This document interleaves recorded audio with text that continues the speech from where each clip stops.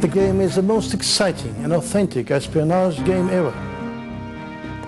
You will pay a price if you make the wrong decision. Who's telling the truth, who's not telling the truth.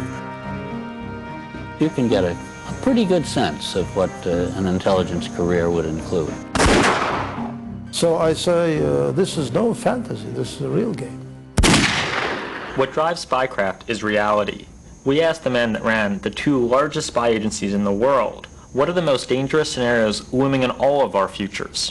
The future of Russia is the most important foreign policy problem we face. Russia is in a very difficult stage today of development. It's undergoing a tremendous transformation. Spycraft, the great game, creates an entire world of espionage that goes well beyond just a computer game. We designed a lot of the puzzles around actual tools that the CIA uses. Every single puzzle, every single decision that the player makes in Spycraft, the great game, is taken right out of Colby and Kalugin's careers. The great game confronts the player with real-life scenarios and decisions.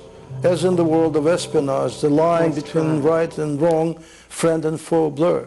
What we tried to do in Spycraft, and I think we've been successful, is create all the cool gadgetry and tension of a Tom Clancy novel, all the richness and texture of a John le Carre novel, but with one big difference. You are a CIA operative in this game. You are the star of a great spy thriller.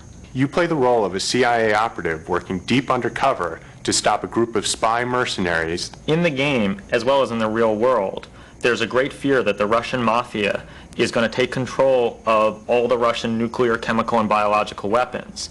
But in order to do that, they need to manipulate the Russian election coming up in 1996. So if there's a link between the Russian mafia and the Russian election and these ex-rogue spies, it becomes a top piece of order for the CIA. That's where the player enters the story. In Spycraft, Colby and Kalugin appear as themselves.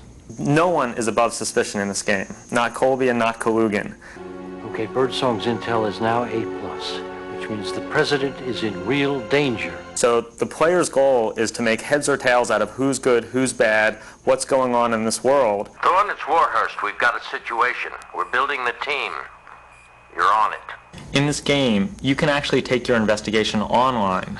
The game is all tied together with a system called Intel Link. What we're doing is we're creating links in the game that will link our website to these other websites, the CIA, DEA, FBI. When the player enters this game, they're entering a post-Cold War spy world that is living and breathing.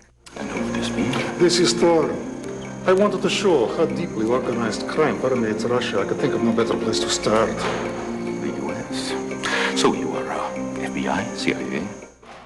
And they're never going to be quite sure what is pre-rendered, what we've designed, and what is actually real and happening in the real world. So when you log on, we'll be changing the news stories that you're getting to reflect what's actually going on in the world. I think the online component will give the whole game an extra sense of realism. We wanted to come up with a type of interactivity that was new, and the result is, I think, the biggest, richest game that has ever hit a CD-ROM. The country's counting on you. God bless and good luck.